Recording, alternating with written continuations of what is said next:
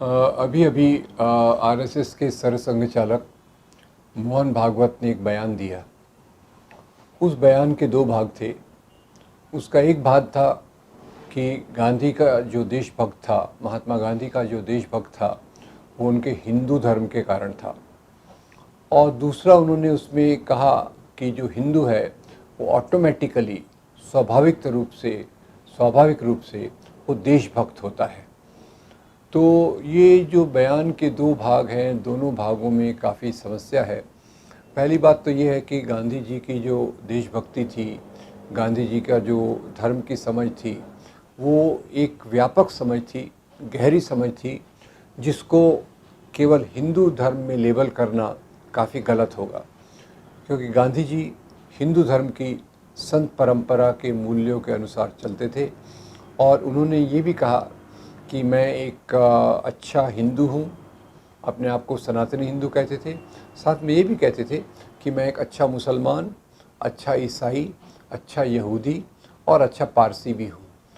तो अब ये इसका जो अर्थ समझना बहुत ज़रूरी है।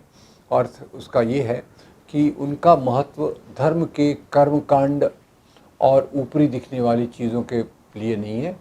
उनका जो धर्म है वो नैतिकता से आधारित है, आध्यात्मिकता से आधारित है। उन्होंने, अब भागवत कहते हैं कि उन्होंने एक पत्र में टॉल्स्टॉय को शायद ये लेटर लिखा कि I am patriot because of my religion. अब ये इसका भी कोई संदर्भ ढूंढना थोड़ा संभव नहीं है कि क्योंकि उनकी संकलित रचनाओं में शायद इसका उल्लेख नहीं है। फिर भी अगर उनका धर्म की भी बात देखें तो गांधी का जो हिंदू धर्म था और जिस हिंदू धर्म के नाम पर आज भागवत का पूरा संगठन राष्ट्रवाद को बना रहा है, उसमें मूलभूत फ़र्क है। मूलभूत फ़र्क यह है कि गांधी का हिंदू धर्म नैतिकता पर आधारित था, दूसरे लोगों के प्रति प्रेम पर आधारित था, दूसरे लोगों को जोड़ने के लिए आधारित था और एक प्रेम की भावना से ओतप्रोत होकर पूरे देश में विविधता को स्वीकार करने वाला हिंदू धर्म था। जबकि आरएसएस का हिंदू धर्म, आरएसएस द्वारा प्रचारित हिंदू धर्म, ये ज़्यादा ये पहचान के मुद्दों पर, गाय के मुद्दे पर, मंदिर के मुद्दे पर, मस्जिद के मुद्दे पर आधारित है। दूसरे धर्म के लोगों के प्रति नफ़रत फैलाने के आधार पर है और ये नफ़रत के आधार पर ही समाज में एक प्रकार की विविधता को समाप्त करके एक समरूपता, एक ही प्रकार का रूप के आधार पे उनके हिंदू धर्म की समझ है। इसलिए उनकी शाखाओं में भी और उनके बाकी पूरे लिटरेचर में भी, पूरे साहित्य में इस्लाम के प्रति, मुसलमानों के प्रति एक ऐसी भावना है जिसके कारण आज समाज में मुसलमानों के खिलाफ़ और क्रिश्चियंस के खिलाफ़ नफ़रत का एक बहुत बड़ा माहौल खड़ा हुआ है। तो पहली बात तो ये है कि हिंदू धर्म को भी समझने के बहुत तरीके हैं और गांधी का हिंदू धर्म उनके अनुसार ही वो कहते हैं मैं हिंदू भी हूँ, ईसाई भी हूँ, पारसी भी हूँ, मुसलमान भी हूँ, वगैरह वगैरह। तो ये बात को भागवत कैसे हजम करेंगे, ये देखने की बात है। तो दूसरी बात यह है कि गांधी ने एक हिंदू धर्म का पालन किया और आरएसएस में प्रशिक्षित गोडसे ने उनके हिंदू धर्म की समझ के आधार पे महात्मा गांधी का खून किया। तो ये दो प्रक्रियाएं हमें यही दिख रही हैं कि एक प्रक्रिया जो गांधी के रूप में पूरे देश के लोगों को जोड़ती है, अंग्रेज़ों के खिलाफ़ एक बड़ा आंदोलन खड़ा करती है, देश को आज़ादी दिलाती है, ये गांधी का रास्ता। और दूसरा रास्ता कि जो हिंदू धर्म के आधार पे आरएसएस ने प्रशिक्षण देता है, उन लोगों ने आज़ादी के आंदोलन में कभी भी किसी प्रकार का कोई योगदान नहीं दिया। जो आज़ादी के आंदोलन का कॉल महात्मा गांधी देते थे, उसकी आरएसएस के लोग आलोचना करते थे। जो आज़ादी के आंदोलन हुए 1920 का, 1930 का, 1942 का दांडी मार्च, उसमें इन्होंने संगठन के रूप में कभी हिस्सा नहीं लिया। हाँ, ये बात अलग है कि 1920 की बात कहना थोड़ा सा सही नहीं है, क्योंकि 1920 में तो आरएसएस बना भी नहीं था। पर ठीक है, उन प्रकार के लोगों के विचार इस आज़ादी के आंदोलनों को समर्थन करने वाले नहीं थे।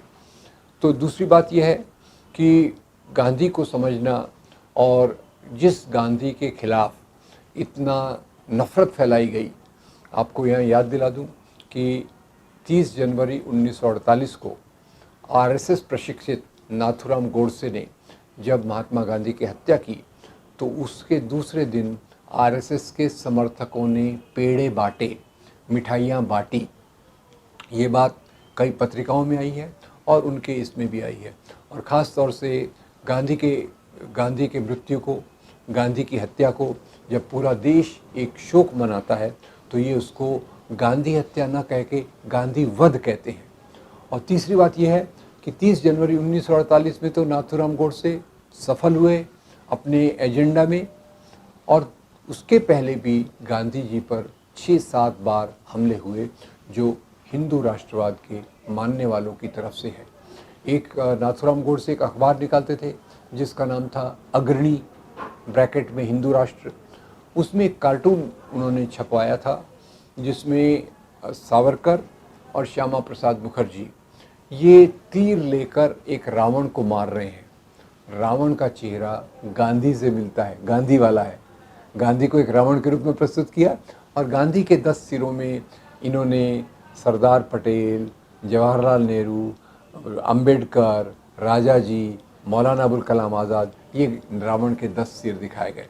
यानी ये उनकी विचारधारा थी कि जो एक एक्सक्लूसिविटी, लोगों को बाहर रखने में विश्वास रखती थी। तो गांधी जी का हिंदू धर्म लोगों को जोड़ता था। आरएसएस जिस हिंदू धर्म को मानता है वो एक संकीर्ण है, नैरो है, और वो दूसरे लोगों को उसमें कोई स्थान देने की जगह नहीं है। अब दूसरी बात ये कहते हैं कि भाई हिंदू तो ऑटोमेटिकली देशभक्त होता है, राष्ट्रभक्त होता है। ये बड़ी अजीब बात है। देशभक्त होता है, राष्ट्रभक्त होता है, ये कहना। अब इसमें बहुत सारी चीज़ों में तो जैसे स्वामी असीमानंद ने अपने बयान में कहा कि उन्होंने आतंकवाद के हिस्सों में भाग लिया, ये बात और है कि उनको अदालत ने छोड़ दिया, उसके बहुत सारे कारण हैं। पर फिर भी अभी भी उनकी एक जो मेंबर ऑफ पार्लियामेंट है प्रज्ञा सिंह ठाकुर, वो मालेगांव के बम ब्लास्ट में आरोपित हैं और अभी स्वास्थ्य के कारणों से जेल उनको बेल मिली हुई है। ऐसे और भी 2 आरएसएस के कार्यकर्ता राजस्थान के एक बॉम्ब ब्लास्ट के कारण अभी भी जेल में हैं। तो क्या हम इनको भी देशभक्त कहेंगे? क्या भागवत इनको भी देशभक्त कहेंगे? और तीसरी बात यह है कि बहुत सारे हिंदू, सभी हिंदू अच्छे नहीं होते, सभी हिंदू खराब नहीं होते, सभी मुसलमान अच्छे नहीं होते, सभी मुसलमान खराब नहीं होते।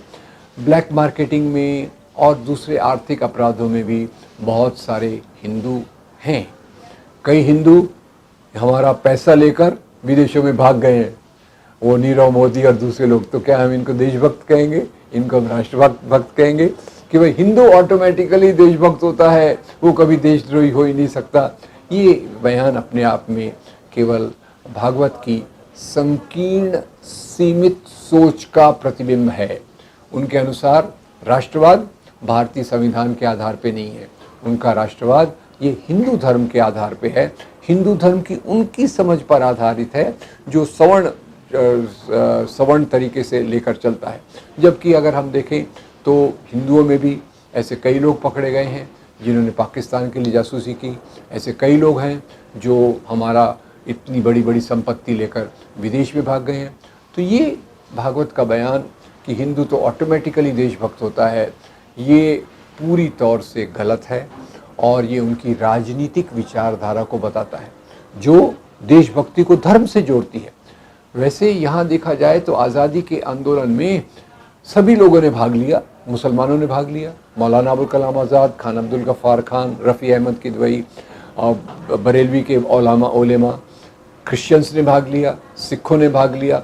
तो सभी प्रकार के लोगों ने देशभक्ति का परिचय दिया, और परिचय देने की बात नहीं है, ये उनमें स्वाभाविक है। और आज़ादी के बाद भी देखिए, आज़ादी के बाद जो भारत बना वो भारत किसी एक धर्म के आधार पे नहीं बना, किसी एक धर्म के लोगों द्वारा नहीं बनाया गया।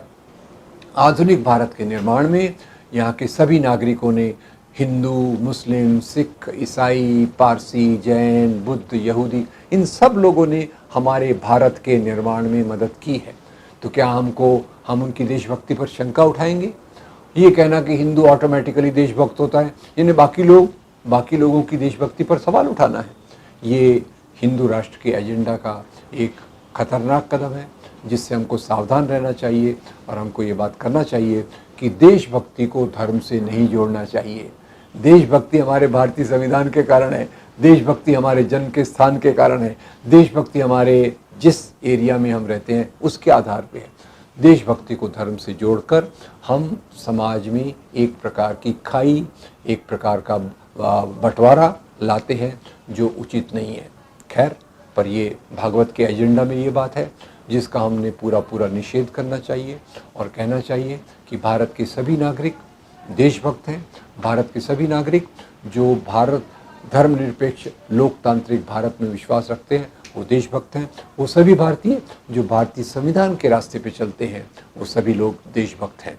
तो भागवत के बयान को रिजेक्ट करना चाहिए और गांधी, सरदार पटेल, नेहरू, मौलाना आज़ाद, इनकी परंपराओं के आधार जो देशभक्ति की बात हमारे समाज सामने आई है उसको हमने स्वीकार करना चाहिए। Thank you very much.